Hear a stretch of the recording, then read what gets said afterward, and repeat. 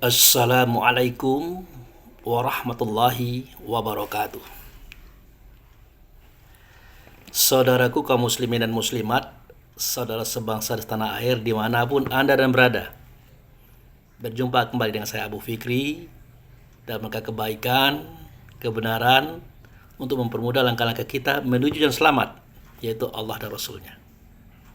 Saat ini kita akan berdialog kembali dengan Ustadz Armen dari Jakarta, ya, tentang apa saja yang akan beliau tanyakan nanti akan kita bahas di sini dan akan kita persembahkan dalam video ini. Oke, mari kita ikuti dialognya. Udah siap? Oke. Naik. Tuh, duduk sebelah dulu. Apa kabar, Tat? Sehat, Tat? Di sebelah ada si Am lagi sakit Oh, di rumah beliau? di rumah gitu. Oh, iya. Nggak ada yang ngurusnya gitu. Ada di sebelah. Rumah kita kan dua. Masya Ke Allah. rumah kerja. Iya. Nih, promosi dulu nih, promosi. Ini isinya Itu. Iya. isinya Serai, jahe, laos, kunyit, serai, Iya. jeruk, lemon. Boy. Nah, jadi kalaulah usia tua, usia lanjut, semestinya mengkonsumsi ini pagi dan sore untuk bersih-bersih darah. Darah itulah sama dengan oli. Lah berat, jantung itulah susah menggerakkannya tuh. Nah, dengan ini akan dinetralkan kembali, dibersihkan kembali, diencerkan kembali. Jahe, kunyit, daun serai, Lemon, laos. lemon. Ya. Laos. Yang Laos langkue, apa tuh? kata orang Padang langkue.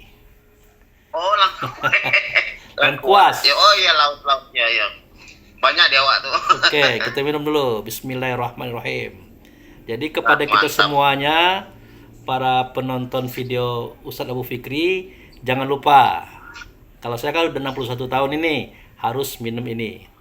2 gelas pagi, 2 gelas malam, seperti sekarang. Mantap. Oke, Tat. Silakan. Apa tema hari ini? Udah langsung nih, Pak Bu. Udah Langsung. ngerekam, Pak Bu. Ya udah, harus kita rekam. Ini kan kenang-kenangan ini. Ya, gimana, Tat? Iya. Oke, yuk. Assalamualaikum warahmatullahi wabarakatuh. Waalaikumsalam. Melanjuti diskusi yang lalu nih, Pak Bu nih. Oh iya. Kalau kemarin itu kan kita selalu berucap dengan kalimat sidik, amanah, tablik, fotono. Ya. Dan itu sangat penting, kunci malahan untuk membuka 7 pintu langit sehingga kita sampai di tempat yang tertinggi di Sidratul Muntaha.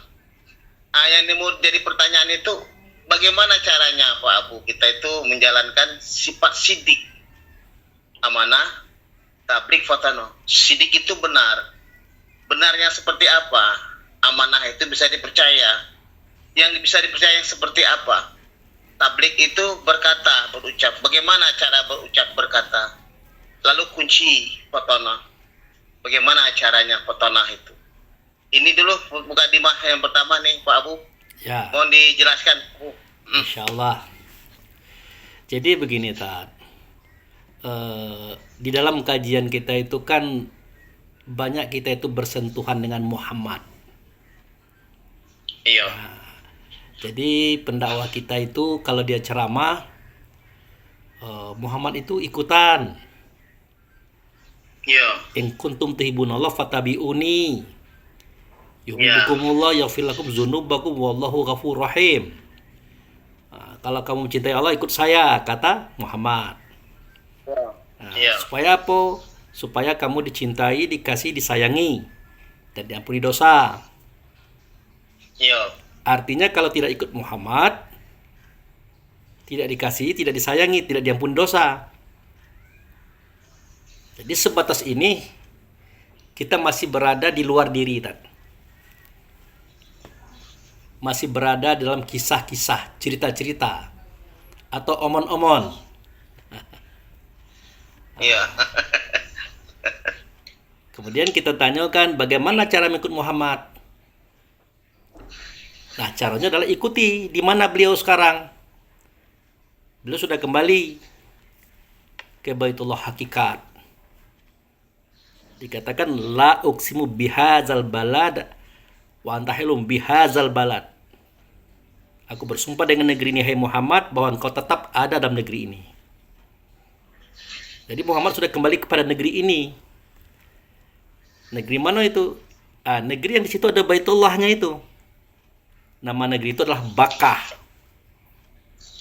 Nah, itu ada tertulis di surat Ali Imran ayat 96 97. Inna awala baiti wudi'a linnasi lalazi bi Bakkah. Sesungguhnya rumah yang pertama kali aku menjadikannya bagi manusia, itulah rumah yang ada di Bakkah. Nah, jadi rumah itu diberkati, petunjuk bagi alam semesta. Karena di dalam itu ada orang yang membawa petunjuk, ada yang membawa agama. Itulah Muhammad Rasulullah. Bukan Muhammad Nabi. Iya. Harus jelas ini. Muhammad Rasulullah, bukan Muhammad Nabi. Nah, kalau Muhammad Rasulullah itu Allah zat, dia sifat. Allah gaib, dia gaib. Supaya dia nyata, dia harus ada tubuh. Nah, tubuh itulah Nabi. Tubuh itu Muhammad Nabi. Nah, Muhammad Nabi ini anak Abdullah, anak Aminah, orang Arab, sudah wafat. Makanya isi Muhammad Nabi ini adalah Rasul, sifat Allah, wujud zat Allah, kembali ke tempat semula di Baitullah Hakikat. Nah, pergilah kita ke situ. Caranya, dari mana saja kamu keluar, dimanapun kamu berada, hadapkan wajahmu ke Masjidil Haram. Sudah? Sampai di situ, fatakhizu min maqam Ibrahim musholla. Ambil maqam Ibrahim. Sampai di situ, hadapkan wajah kepada Ka'bah sebagai tanda Baitullah. Nah, kalau bertemu Ka'bah, hukumnya sama bertemu dengan Baitullah Hakikat. Bertemu Baitullah Hakikat, hukumnya sama bertemu dengan Muhammad Rasul. Bertemu dengan Muhammad Rasul, hukumnya bertemu dengan Allah. Itu ceritanya. Ya. Untuk membuka wawasan. Agar kita rajin membaca, rajin bertanya, rajin berpikir, rajin mengkaji. Jadi, kalau ini dipaksakan, itu semuanya cerita mustahil semua itu. Kenapa? Tidak merubah keadaan rasa. Karena rasa kita dibawa ke Mekah situ. Oh iya. Sementara kaji kita ini tidak pernah keluar diri, selalu mengaji yang di dalam diri. Nah, jadi kalau ingin ikut Muhammad, tidak berarti seperti yang dijelaskan tadi. Nah, bagaimana cara mengikut Muhammad? Cara mengikut Muhammad, ya bersifatlah dengan sifat Muhammad yang ada pada diri kita. Karena kita adalah turunan beliau, Muhammad tadi. Karena Muhammad bersifat sidik, amanah, tabligh fatanah, di kita juga ada sifat itu. Nah, kenapa beliau dikatakan Muhammad? Sebenarnya bukan Muhammad nama beliau kalau sudah dalam kajian ini, tapi Ahmad. Karena Muhammad itu artinya orang yang membawa sifat. Apa sifatnya? Ahmad. Apa wujudnya? Sidik, amanah, tabligh fatanah. Itulah Ahmad. Nah, oleh karena sifat itu ada dalam diri kita, karena kita adalah keturunan beliau, tidak perlu kita menyanyi dan berlagu rindu kami Tuhan atau rindu kami Rasul. Tidak perlu. Kalau memang kita rindu kepada Rasul, ya temuilah Rasul. Siapa namanya? Ahmad. Apa wujudnya? Sifat sidik, amanah, tabligh fatanah. Caranya bagaimana? Munculkan sifat itu pada diri kita. Munculkan. Sifat itu ada pada diri kita, munculkan. Nah, seketika sifat itu muncul dalam bentuk suara, kata, dan perbuatan, nah sudahlah kita bukan lagi bertemu, tapi sudah bersama, bahkan serta dengan beliau. Beliau serta Allah. Kan selesai urusan itu. Nah, yang jadi pertanyaan Ustadz adalah bagaimana merealisasikan dalam kehidupan sifat itu biar jelas. Kan itu tadi ya. Ya, betul Pak Bung, betul. Ya, karena tanpa sifat ini kita tidak akan selamat. Maka sangat penting kita bersifat ini. Buktinya apa? Islam itu titah daripada Allah, sifat pada Muhammad wajib pada kita. Jadi titah Allah itu, ya ayyuhallazina amanu hittaqullaha haqqa tuqatih wala tamutunna illa wa antum muslimun. Hai mukmin, hai orang beriman, hai roh, bertakwalah kamu dengan sebenar-benar takwa. Jangan sampai malaikat maut Israel datang kepada kamu sementara kamu belum tahu mana itu negeri selamat dan bagaimana cara selamat. Negeri selamat itulah Allah dan Rasul. Cara selamat ia bersifat dan sifat Rasul. Makanya wajib bagi kita bersifat dengan sifat itu. Itulah Islam. Nah, jadi kita mulai daripada sidik. Sidik itu benar. Sidik itu benar. Yang benar itu adalah Allah dan Rasul. Kalau kita ini tidak benar, tapi dibenarkan, diperbaiki agar menjadi baik dan benar. Nah, bagaimanakah cara Allah dan Rasul memperbaiki, membenarkan kepribadian kita? Dia bersuara, berkata di dalam rasa diri kita. Dia bersuara, berkata di dalam rasa diri kita. Karena diri kita itu adalah ruh itu adalah rasa itu sendiri. Kalau dia bersuara, berkata di dalam rasa diri kita, artinya kita dengan dia itu dekat. Sangat dekat. Terasa suaranya, terasa katanya. Tahu kita apa yang dia suarakan, apa yang dia katakan. Tahu kita. Makanya Allah dan Rasul itu sejatinya dekat dengan kita. Jauh tidak berjarak, dekat tidak perantara. Sama dengan air kopi di dalam gelas. Jadi dalam gelas itu ada air hangat, ada gula, ada kopi. Air beda, gula beda, kopi beda, tapi dia satu kesatuan. Susah memisahkannya itu, bahkan tidak akan bisa dipisahkan itu. Begitulah antara kita, Rasul dan Allah tadi. Sejatinya seperti itu. Jadi tubuh ini adalah gelas. Tubuh ini gelas tadi. Terus kita paham itu.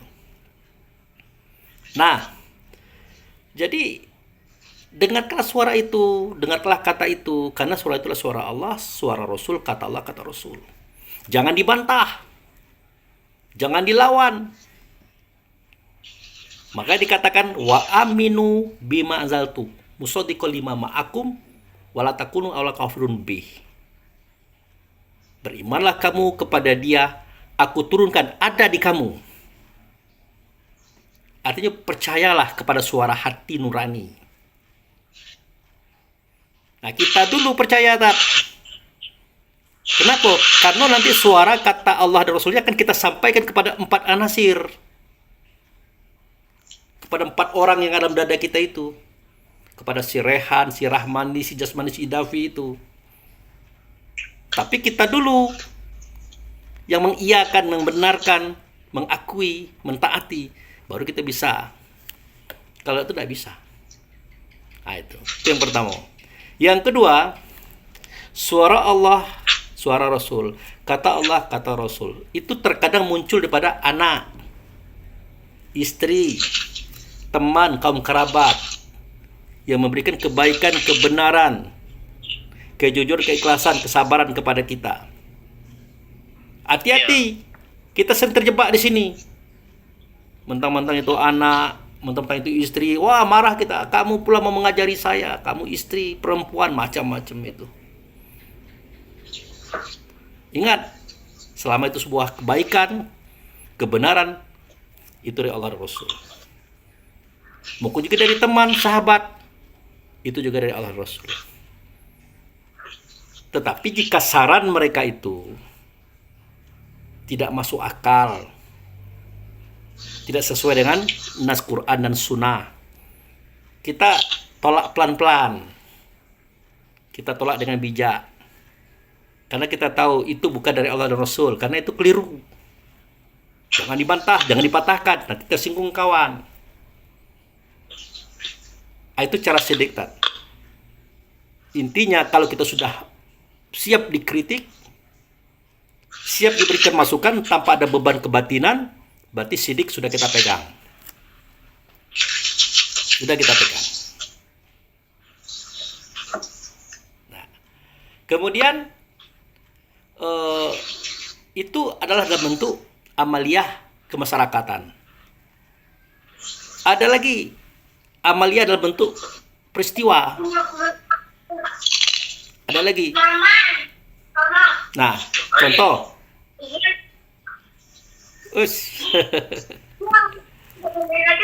Nah, contoh. Kalau kita dapat rumah baru, naik pangkat, dapat rezeki, kita biasanya ngundang kawan-kawan datang ke rumah. Datang ke rumahku. Kita berdoa. Doa apa? Doa selamat karena aku dapat rezeki, dapat rumah baru, macam-macam. Kita paham kalau itu dari Allah, dari Rasul. Makanya kita ajak orang berdoa di rumah, paham kita. Tetapi seketika datang musibah, sedikit rasa takut, ya, kekurangan buah-buahan,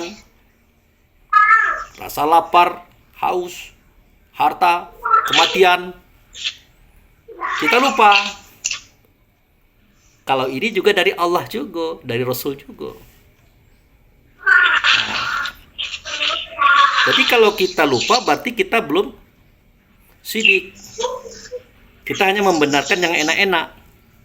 Tapi kalau kita sudah redo terhadap musibah yang datang kepada kita,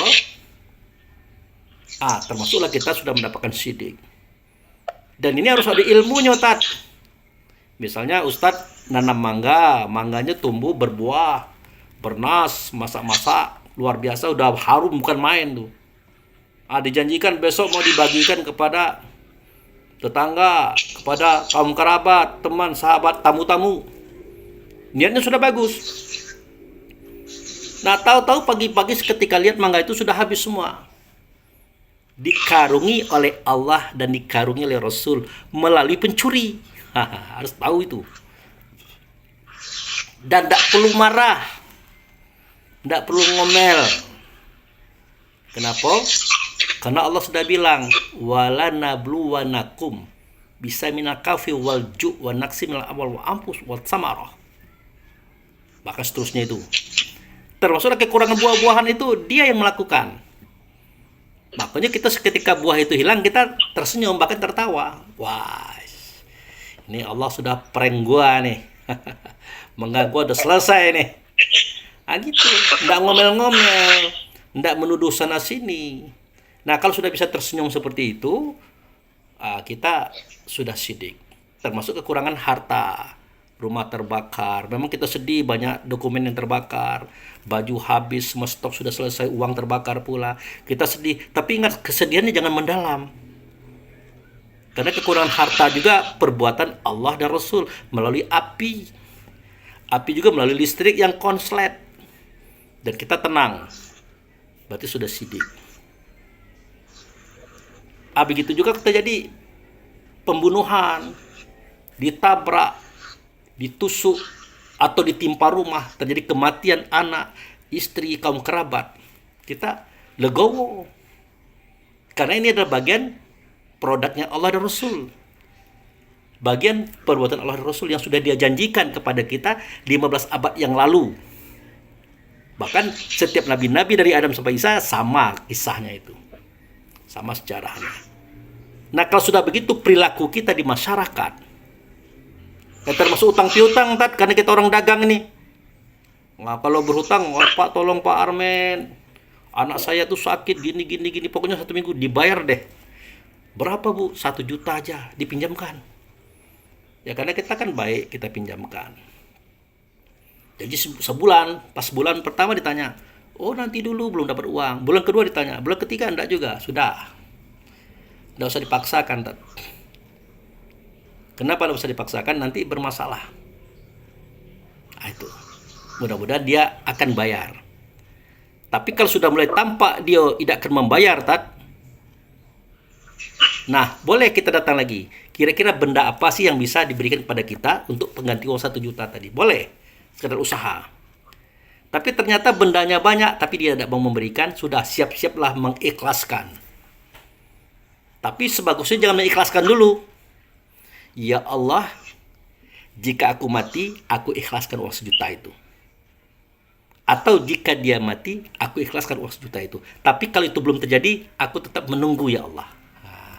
Harus gitu, Tat. Soalnya begini, seketika kita mengikhlaskan hari ini, tahu-tahu besok dia bawa uang, Tat. "Ustadz Armen, alhamdulillah sudah ada rezeki ini." Kebetulan Ustadz lagi tidak berduit.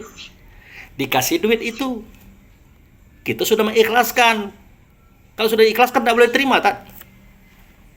Karena kita sudah berikan kepada dia. Nah, kalau kita terima, kita kena. Kan sudah diberi, kok diambil lagi? Maka cara mengikhlaskannya, ya Allah, jika aku sudah mati, aku ikhlaskan. Atau jika dia sudah mati, aku ikhlaskan. Jangan seperti kebanyakan orang, sampai mati, sampai kiamat kutuntut. Wah, bahaya, Tat. Ustadz lah enak-enak dalam sorga, minum-minum, udah bersama keluarga, bidadari macam-macam. Ridwan panggil, "Ustadz Armen mana dia, Ustadz Armen?" "Kenapa Ridwan?" "Anda diminta oleh Allah di pengadilannya sebagai saksi." "Saksi apa?" "Ada teman Anda berutang 1 juta yang belum Anda ikhlaskan." "Oh, enggak ada apa-apa, aku ikhlaskan." "Oh, enggak bisa. Ustadz harus ikhlaskan dari kemarin, bukan hari ini." Akhirnya apa yang terjadi? Ustadz sebagai ahli sorga terpaksa berjemur dengan mereka ahli neraka. Berhari-hari, berbulan-bulan, bertahun-tahun, ribuan tahun malah. Berpanas-panas. Gara-gara uang 1 juta. Makanya ada kalimat, "Kalau aku mati, ya Allah, aku ikhlaskan." Atau kalau dia mati, baru aku ikhlaskan. Takutnya nanti dia bayar. Kita lagi tidak berduit, kita ambil, kena kita. Atau sebaliknya tadi, tidak kita ikhlaskan, kita mati, dia mati di akhirat, bermasalah kita. Padahal kita ahli surga. Ini tolong dipertimbangkan bagi kita semuanya. Oke? Kalau sudah seperti itu, Tat, sidik. Nah, yang kedua amanah. Amanah itu, Tat, artinya kita itulah kepercayaan Allah. Kita itu dipercaya oleh Allah. Suara Allah tidak nyata, maka nyata pada Rasul. Suara Rasul tidak nyata, melainkan nyata pada ruh. Suara ruh tidak nyata, melainkan nyata pada lisan kita. Kata-kata kita. Begitu juga perbuatan. Maka berbuatlah seperti yang Allah kehendaki, Rasul kehendaki. Berbuatlah, jangan lebih dari itu. Karena Allah Rasul percaya kepada kita. Itu kan baru omon-omon. Realisasinya, faktanya apa itu? Realisasinya adalah, nah seperti yang tadi terjadi itu kan, ada saudara kita yang sakit rumah Pak Ustadz, ya, dia itu adalah ciptaan Allah, hamba Allah, butuh pelindungan Allah, butuh perawatan Allah. Seandainya tidak ada yang lain merawatnya, ternyata dia minta Ustadz merawatnya, sebisa-bisa Ustadz silakan dirawat. Pada waktu itu Ustadz dipercaya oleh Allah merawat beliau. Berikan yang terbaik. Itu kan. Sama dengan Pak Abu kemarin yang cerita orang punya kebutuhan khusus itu, datang dari mana ujuk-ujuk, "Ya, ada gula tidak?" Ya ndak ada lah hari ini, ndak gulai kita main beli-beli aja ini. "Aku nih lapar ya." Kalau usianya udah 35 tahun. Jadi, aku nak makan, nak beli Indomie, duit cuma 2.000. Oke lah. Sekarang ayah tambah 2.500. Beli Indomie 2. Ada Indomie 2 itu apa? Iya. Akhirnya dibeli. Ya tolong masakkan ya. Wah, keren. Ya kita masakkan. Kita ambil nasi, kita kasihkan mie tadi, kita kasih minum semangkuk ini air minumnya nah. Kita bilang jangan tidak dihabiskan. Kalau tidak dihabiskan ayah marah. Oh iya siap aku habiskan. Habis Tat. Nah pada waktu itu ciptaan Allah ini, hamba Allah ini minta rezeki kepada Allah, kepada Rasul melalui kita Tat. Itu pun diarahkan oleh Allah kepada kita, tidak kepada orang lain. Karena Allah percaya ke kita. Kalau Allah tidak percaya dengan kita, tidak akan datang kepada kita. Datang juga tidak mungkin kita layani. Nah, jadi kita melayani itu adalah karena kita mewakili Allah dan Rasul untuk melayani hamba dan ciptaannya dalam hal memberikan rezeki. Mudah-mudahan apa yang kita buat tadi akan diganti oleh Allah dengan rezeki yang lain di hari yang lain. Yang lebih hebat lagi, Allah semakin tinggi kepercayaannya kepada kita. Nah, kalau sudah tinggi kepercayaan kepada kita, oh udah. Tunggulah banyak pekerjaan sudah ini. Tapi akan ada imbalannya. Gitu. Itu amanah, Tat. Kemudian tabligh. Kalau tabligh itu Tat yang menyampaikan yang baik-baik, yang benar-benar, secara ikhlas, secara jujur, secara sabar. Baik suara, kata. Kalau ada yang tidak baik, tidak benar, jangan dikeluarkan. Itu hawa nafsu dunia setan. Kira-kira begitu aja, Tat. Sederhana, Tat. Begitu aja. Kalau sidik, amanah, tabligh sudah kita laksanakan, insya Allah fatonah datang sendiri. Yang keempat itu. Cerdik lagi bijaksana itu akan datang sendiri. Akan muncul sendiri. Jadi untuk menjadi orang fatonah tidak usah dibuat-buat, direka-reka, ditiru-tiru, tidak usah. Dia akan muncul sendiri. Kalau 3 tadi sudah kita buat. Sidik, amanah, tabligh. Muncul. Nah, seketika kita sudah bersifat dengan sifat ini, maka kita disebut dengan orang yang membawa sifat. Sifat apa? Sifat terpuji. Dalam bahasa Arab kita disebut oleh Allah dan Rasul sebagai Muhammad. Nah, kalau sudah bernama kita dengan nama yang satu yaitu Muhammad, untuk sholat kita bisa masuk, Tat. Kan itu. Tiang sembahyang itu kan masuk serta ilmu. Ilmu di Allah, nyata di Rasul. Rasul itu siapa? Rasul itu sifat. Apa sifatnya? Sidik, tabligh, fatonah. Bisa masuk kita untuk sholat, bisa masuk. Dalam kiasnya itu, langit 1 sampai langit 7 bisa kita tembus. Bahkan Sidratul Muntaha bisa berdialog dengan Allah dan Rasul di dalam sholat kita. Tapi kalau belum bersifat seperti ini, kita masih benci-bencian, iri, dengki, hasud, fitnah, suka mempersoalkan persoalan orang. Sudah. Belum, Tan. Tidak akan bisa masuk langit 1 itu. Langit 1 aja tidak tembus, apalagi mau Sidratul Muntaha, mau berdialog dengan Tuhan. Tidak akan. Maka semakin dia sholat, semakin menjadi-jadi kekafirannya. Kata siapa? Kata orang tua kita. Semakin dia sholat, semakin menjadi kekafirannya. Kenapa? Karena dia tidak masuk serta Muhammad. Artinya dia masuk ke dalam sholat itu tidak dengan sifat Muhammad pada dirinya. Gitu. Jadi tolong para pendakwah itu seketika ngomong Muhammad itu jangan dibawa kaum ini, umat ini keluar. Perkenalkanlah bahwa Muhammad itu artinya orang yang membuat sifat. Untuk hari ini orang itulah diri kita sendiri. Ada tidak sifat dalam dada kita? Kalau ada, kita adalah Muhammad itu. Kitalah orang yang membawa sifat itu. Insya Allah untuk sholat kita bisa masuk.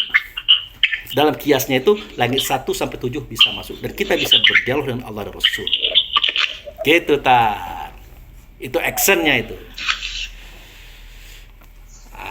Gimana kita yang ada sekarang nih? Allah sampai ke situ. Itu yang perlu kita pertimbangkan. Masih dalam perjuangan ini. Masih dalam perjuangan. Nggak apa-apa. Yang penting ada minat, ya, ada keinginan untuk berjalan pada Allah Rasul. Itulah kuncinya itu, Tan. Insya Allah, insya Allah. Oke. Yang kedua apa tuh Ya, pertanyaannya? lanjut, Pak Bu. Yang kedua. Tinggal yang ketiga, yang keempat, Fatona. Oh, sudah tadi, sudah. Fatonanya belum. Masalah sifat sudah Oh, selesai enggak. tadi. Artinya gini, sudah sidik, sudah amanah, sudah tabligh, sudah otomatis fatona itu muncul sendiri. Fatona itu artinya cerdik lagi bijaksana. Contoh, Tat. Nah, ini contoh nih. Ini Abu Fikri lagi ceramah nih. Abu Fikri ngomong surat Al-Maidah ayat sekian. Nah, kalau kita fatona, bukan surat Al-Maidah ayat sekian, surat Ali Imran ayat sekian. Tapi Pak Abu Fikri tidak mungkin melakukan kesalahan dengan sengaja. Pasti dia ini tidak sengaja ini, mungkin dia lupa. Kita yang sebagai penonton, kita ngerti, tidak perlu, oh salah itu. Tidak ngerti dia itu. Asal sampai saja dia itu, berarti kita belum fatonah, Tan. Oh iya, iya. Sama dengan Menteri Kidsfir, Perdana Menteri Mesir itu zaman Nabi Yusuf. Itu kan Nabi Yusuf kan dikejar oleh Siti Zulaikha itu. Nak diperkosanya. Iya. Ini lanang diperkosa oleh cewek. Dikejar. Oleh Zulaikha dicabut, ditarik bajunya sampai robek. Saking kuat nafsunya Zulaikha itu. Nah, akhirnya terpergoklah oleh Kidsfir, Perdana Menteri, di depan pintu. Wah, menangislah Siti Zulaikha tadi. Menangis, marah-marah, mencaci, mencerca Yusuf. Kamu ini udah dibesarkan, udah dididik, dikasih makan macam-macam. Aku pula yang mau kamu perkosa. Lalu bagaimana, Bang? Hukuman apa yang akan kita berikan kepada anak ini? Kidsfir itu tadi dia punya sifat fatonah, Tat. Dalam hatinya itu kayaknya tidak mungkin lah Yusuf ini melakukan itu. Dari kehidupan sehari dia sopan, dia santun, melihat ibunya aja secara mata fisik dia jarang. Bahkan kalau dia berkata bertata krama, dia beretika, tidak mungkin. Yang ada adalah istrinya ini yang genit, berpakaian kadang-kadang seronok. Maka si Kidsfir tadi dengan fatonahnya dia tidak mengambil keputusan, dia pergi. Nah gitu, Tan. Jadi dia memaklumi dengan sendirinya tanpa harus diinformasikan. Nah, sama dengan Pak Abu sekarang menghadapi kasus, Tad. Sahabat dekat, bahkan saudara tersandung kasus. Kasus apa itu? Kasus korupsi. Udah datang telepon, datang WA, menyerbu. Bagaimana itu Pak Abu Fikri? Pak Ustadz, temannya, saudaranya sudah kaya, memperkaya diri macam-macam. Kita tidak layani dengan cara mereka. Kita paham. Apa yang kita pahami? Hamba Allah yang namanya mukmin ini, kalau dia berdosa normal, Tan. Kenapa normal? Nah, di surat At-Tin dijelaskan. Laqad khalaqnal insana fi ahsani taqwim. Tsumma radadnahu asfala safilin. Ilal ladzina amanu wa amilus solihati falahum ajrun ghairu mamnun fama yukadzibuka ba'du bidin alaihissallahu alaihi wasallam. Seterusnya begitu. Jadi sesungguhnya kami jadikan manusia itu atau insan itu sebaik-baik kejadian. Jadi insan ini adalah nama manusia, tapi dinamakan kepada ruh. Jadi ruh ini sudah dijadikan sebaik-baik kejadian. Apa itu? Wadaniyat. Satu saja menjadikannya Allah, satu saja asalnya Muhammad, satu saja namanya mukmin di Baitullah Hakikat. Sempurna, tak? Kemudian Allah cemplungkan dia ke dalam asfal. Hitamlah dia, panaslah dia, terkungkunglah dia, terpenjaralah dia, terbelenggu dia. Mau tak mau. Ini yang disebut dengan wal asri innal insana lafi khusrin. Demi waktu asar aku bersumpah bahwa insan itu berada di dalam ruang lingkup khusrin, kerugian. Karena asfali safilin di dalamnya ada khusrin. Mana itu asfali safilin ini? Asfali ini. Di dalamnya ada khusrin. Yang 4 itu. Nah, kalau kita itu melakukan kekeliruan, kesalahan atau dosa, normal. Nggak aneh itu. Ya orang dicemplungkan dalam aspal hitam. Normal tak? Masa kita sama-sama dicemplungkan hitam, kita hitam, kawan hitam, kita mencaci yang hitam, kan aneh. Kan gitu. Jadi kita harus bijak. Saudara kita itu sedang terjebak di dalam hawa nafsu dunia setannya. Menjadi hitamlah dia saat ini. Nah yang kita kendaki, kita jangan hitam. Jangan terjebak dalam khusrin tadi. Makanya ukhruju ani ajsamikum wal hukmi fatatunani. Keluar kamu dari batang tubuhmu. Kenapa? Batang tubuhmu itu asfali safilin, aspal hitam. Di dalamnya ada khusrin. Kamu keluar. Artinya ingatanmu, rasamu, kesadaranmu keluar. Kepada siapa? Kepada Allah dan Rasul.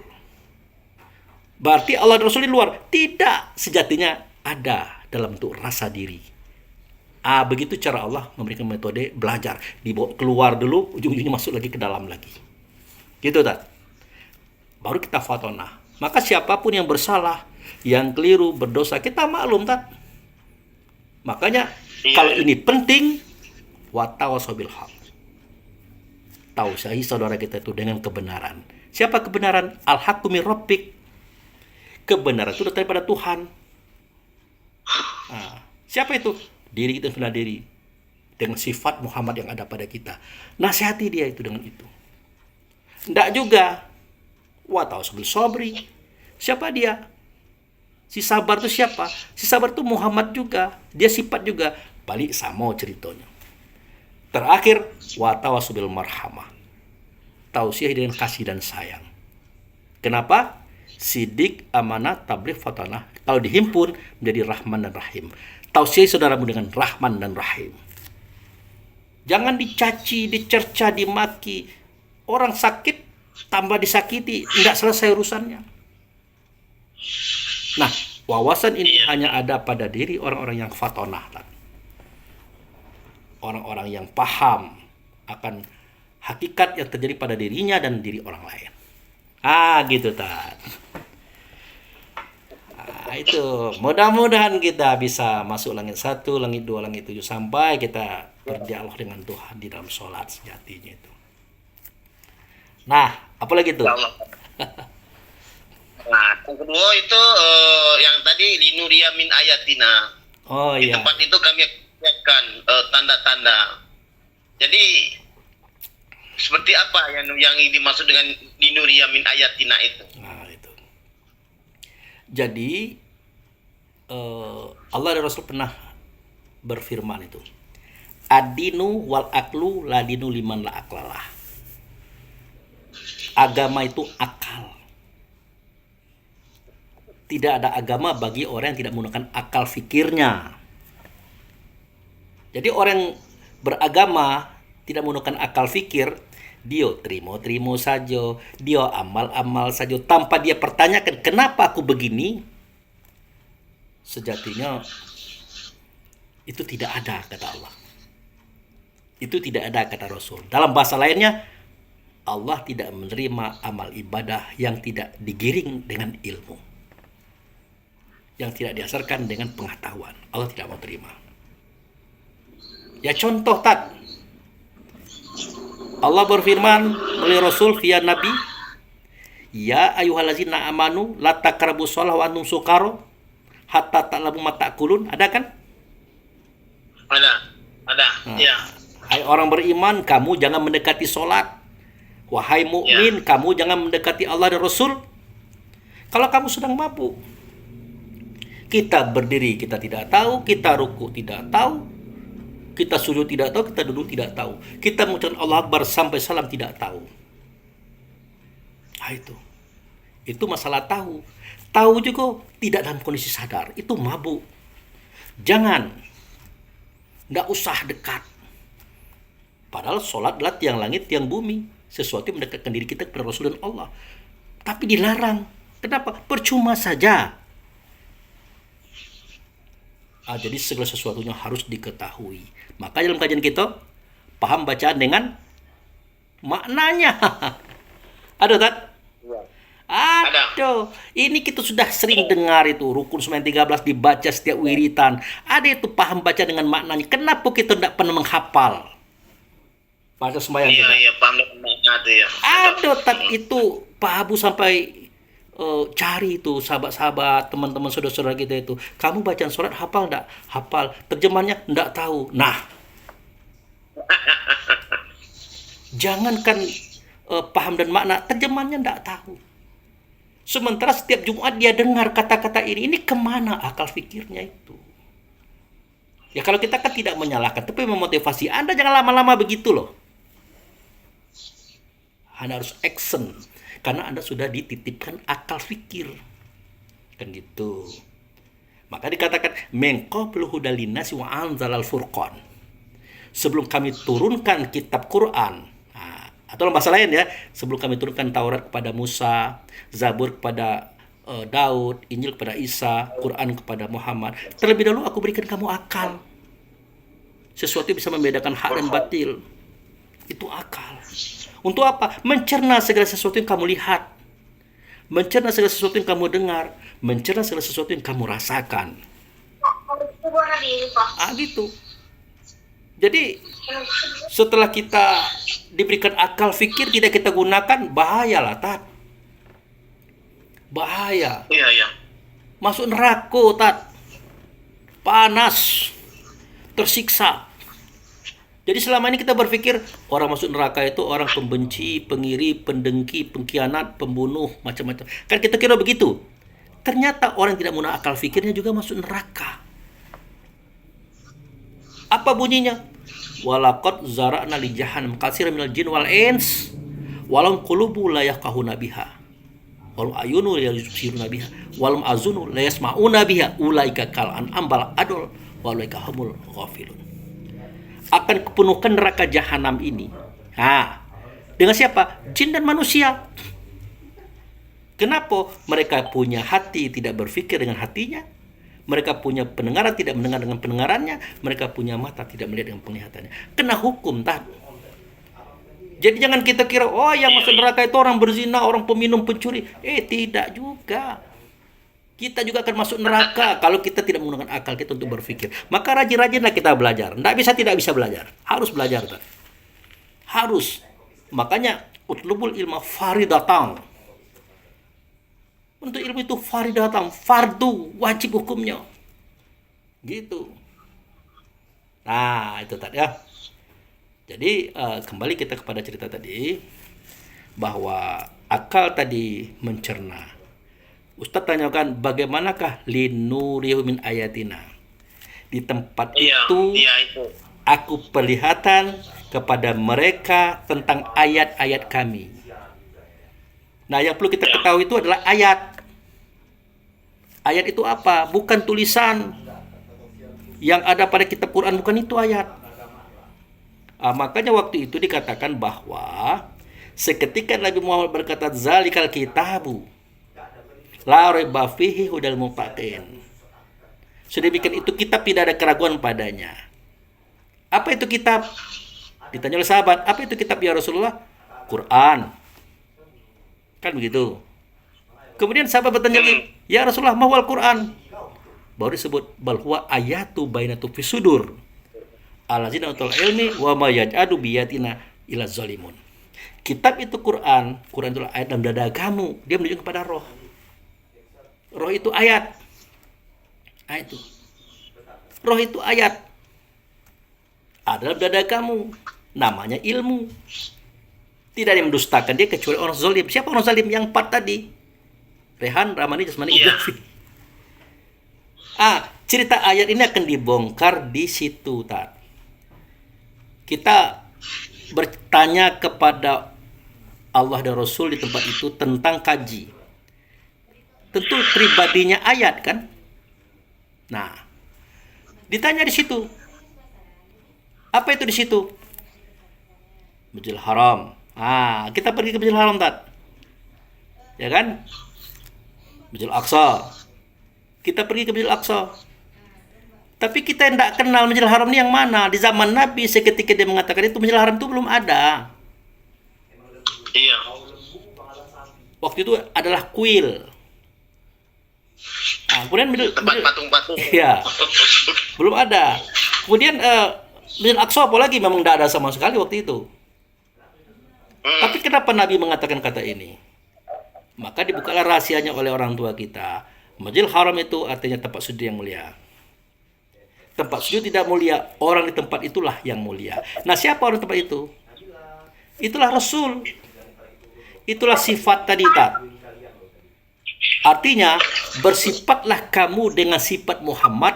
Temui Muhammad di dalam sholatmu. Kamu tanyakan persoalan dirimu tentang apa yang kamu tanyakan. Di situ ada jawabnya. Kembali sholat ceritanya itu, Tat. Itu, Tat. Jadi kadang-kadang kita ini aneh. Seketika kita dengar orang saudara kita menjelaskan, oh kamu datang ke Masjidil Haram, disuruh datang ke Mekah itu ingatan. Apalagi Masjid Al-Aqsa, banyak perang sekarang itu di situ. Jangan begitu. Semestinya tunjukkanlah Masjidil Haram itu artinya tempat sujud yang mulia. Tempat sujud tidak mulia, orang yang di situ yang mulia. Siapa itu? Muhammad. Siapa Muhammad? Ahmad. Siapa Ahmad? Sifat. Artinya, datangilah sifat itu dalam sholat. Tentu dengan sifat kita pula kan? Karena sifat beliau ada di kita. Kita bersifat beliau, datangi beliau di dalam sholat. Nah, disitulah semua jawaban akan kita terima. Semua persoalan akan terselesaikan. Itu kisahnya itu, Tat. Jadi kalau orang yang sholat dengan sholat yang seperti yang kita sampaikan tadi, menyatukan rasa diri kita dengan rasa Rasul dengan Allah, sudah.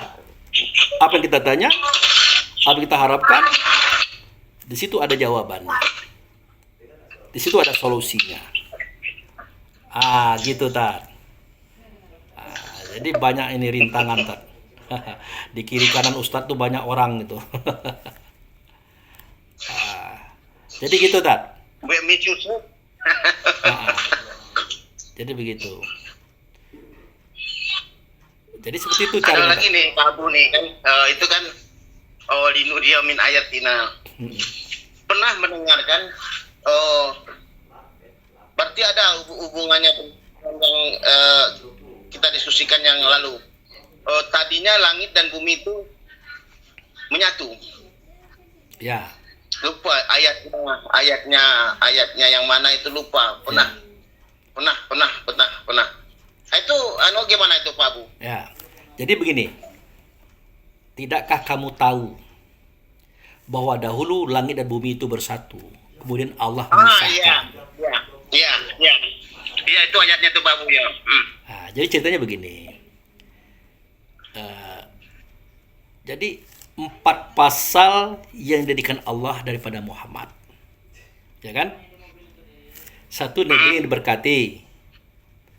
2, aras di bumi. 3, surga neraka. 4, mukmin. Ya kan? Iya. Mukmin ini artinya orang yang percaya kepada Tuhan.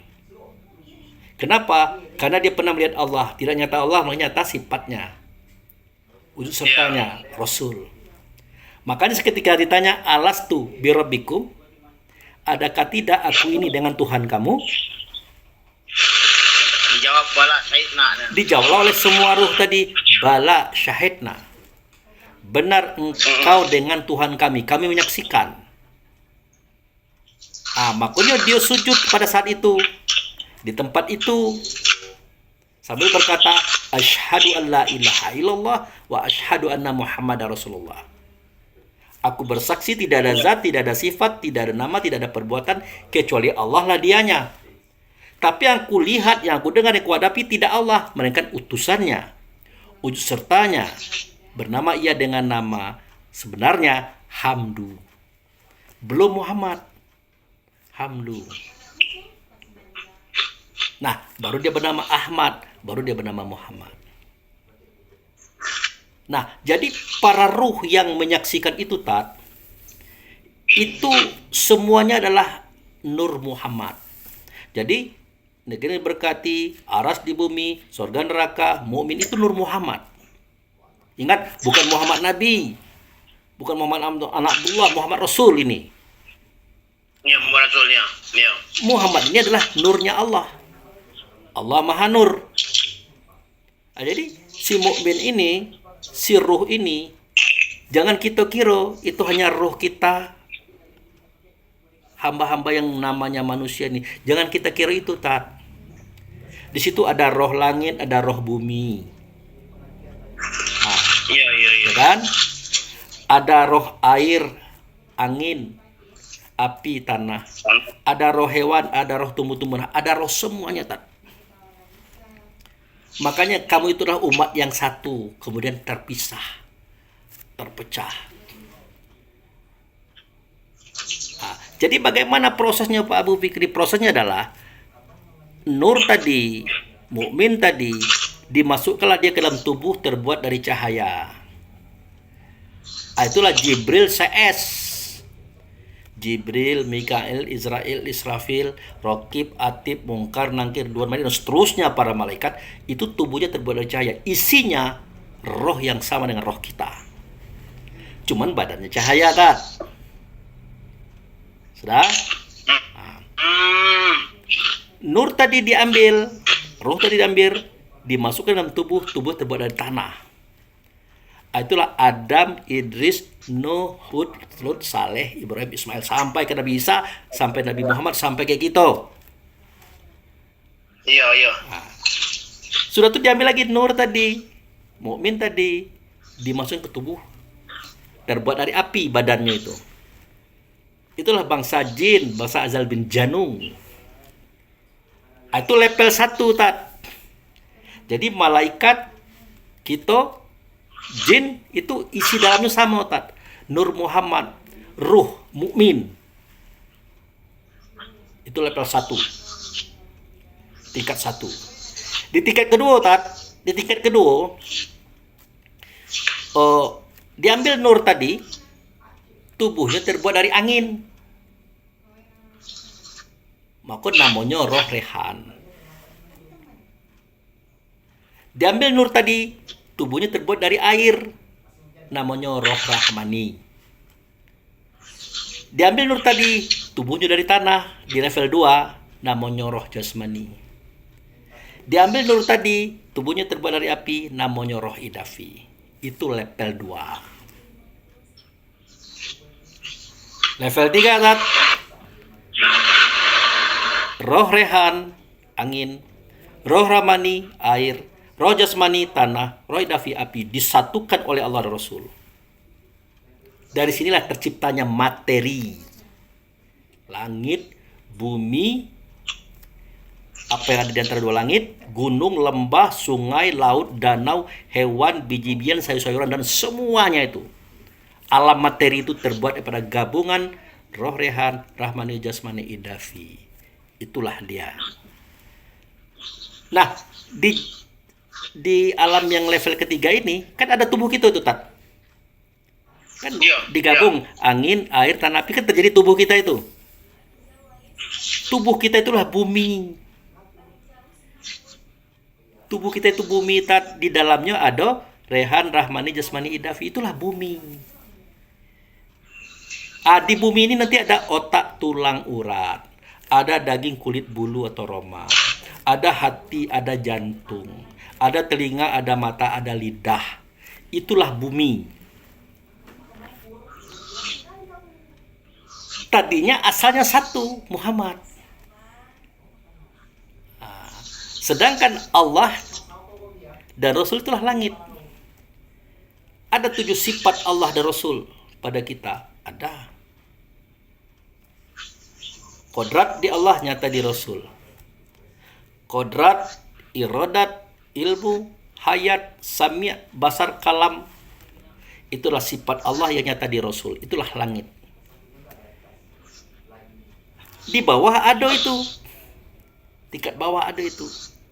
Namanya Qadirun, Maridun, Alimun, Hayun, Sami'un, Basir, Mutakalimun. Inilah bumi. Sejatinya yang di bawah ini dari atas. Yang atas tuh pemilik yang di bawah. Itulah tadinya kamu umat yang satu. Kemudian kamu terpisah. Untuk usulnya tadinya satu. Ya. Iya. Baru nangkap nih Pak Bu nih. Ternyata pecahnya karena ada perpisahan tadi antara bumi Iya. dan langit tadi. Betul. Nah, jadi Harus dikembalikan menjadi satu. seketika kita dikalifahi oleh Allah dan Rasul masuk ke bumi yang dalamnya ada 4 anasir tadi, tujuannya adalah untuk Ya.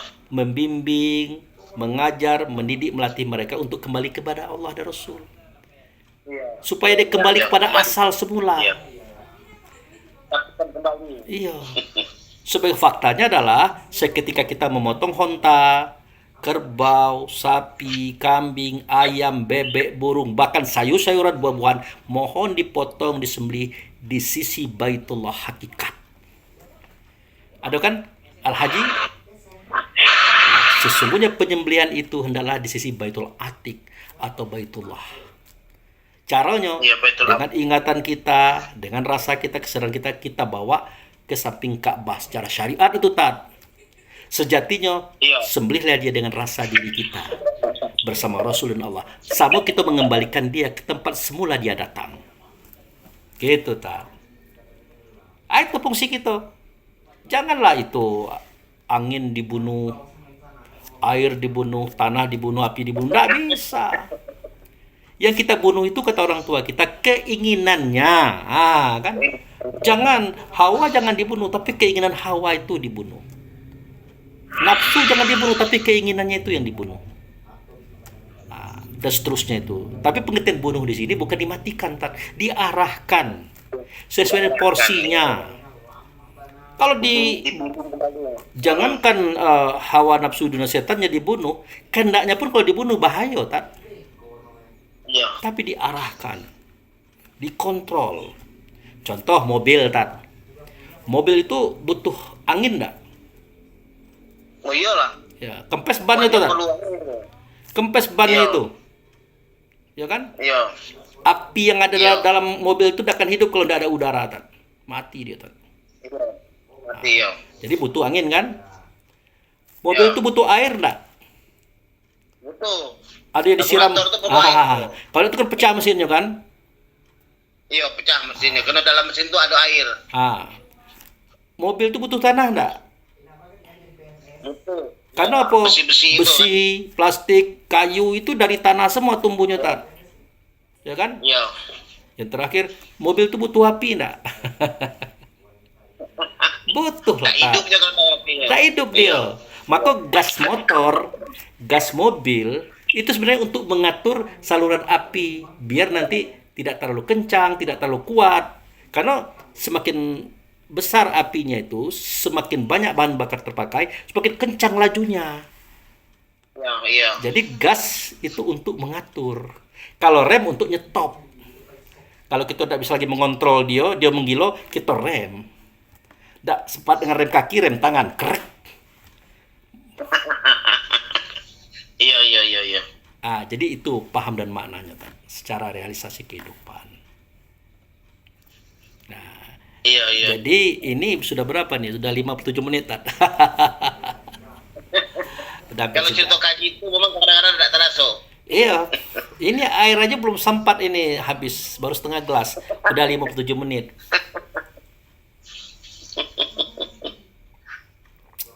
Jadi itu, Tan.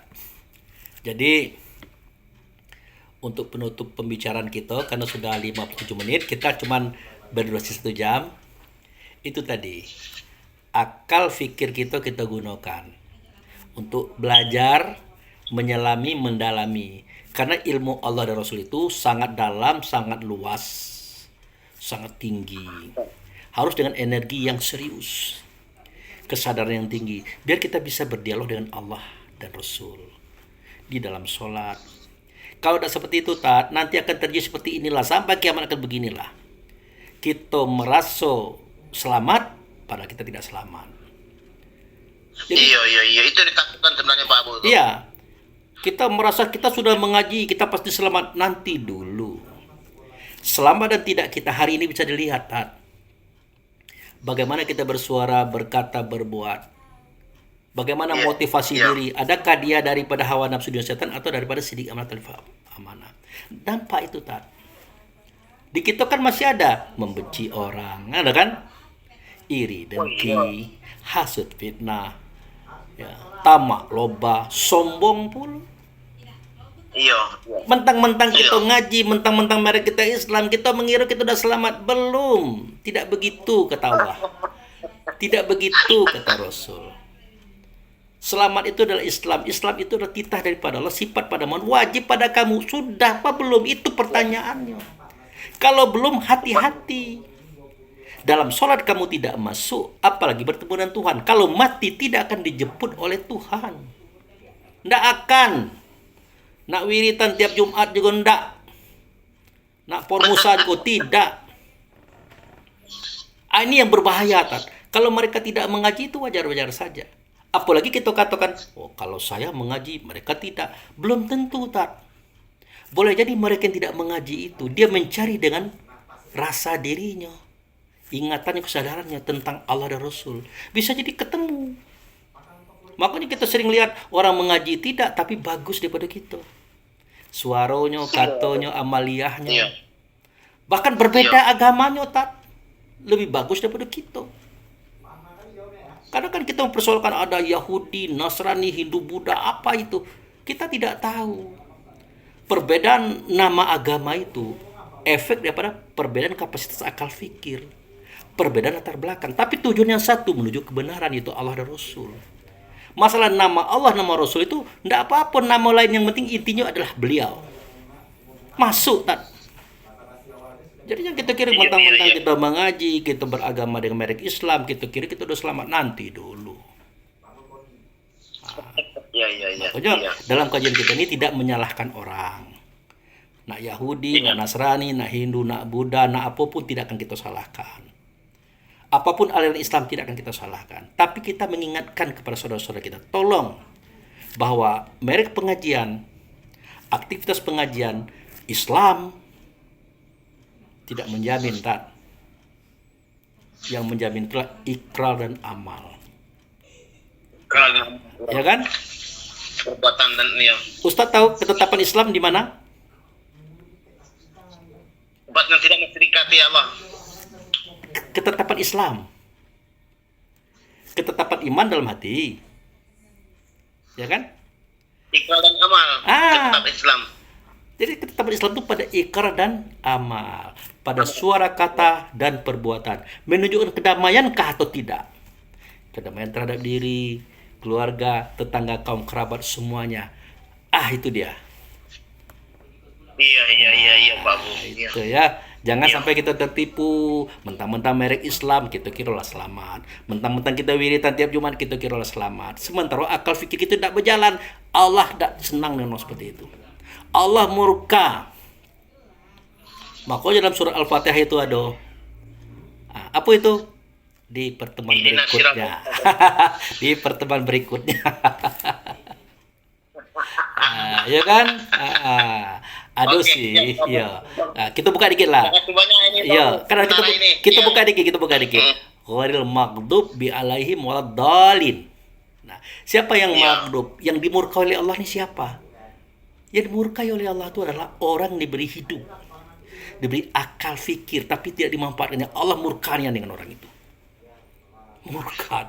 Percuma apa ya dikasih modal, dikasih senjata, dan tidak belajar nembak, mati konyol. Untuk apa aku kasih senjata? Dikasih mobil, jalan kaki. Susah, Tat. Kenapa? Makanya kata Allah, orang ini sama dengan keledai membawa kitab. Ada, Tat? Itulah dia keledai membawa kitab itu. Dia sudah diberikan ketinggian, diberi modal akal fikir, tapi kerjanya sama kayak hewan. Apa itu? Barangnya manjang. Oke, Tat ya. Itu aja dulu. Iya, Pak Bu. Iya. Insya Allah kita ketemu lagi. Banyak, Pak Bu. Ya. Nanti kita lanjutkan lagi ini, Pak Bu ya. Oke, sip. Oke, Pak Bu. Yuk. Assalamualaikum, Pak Bu. Waalaikumsalam warahmatullahi wabarakatuh.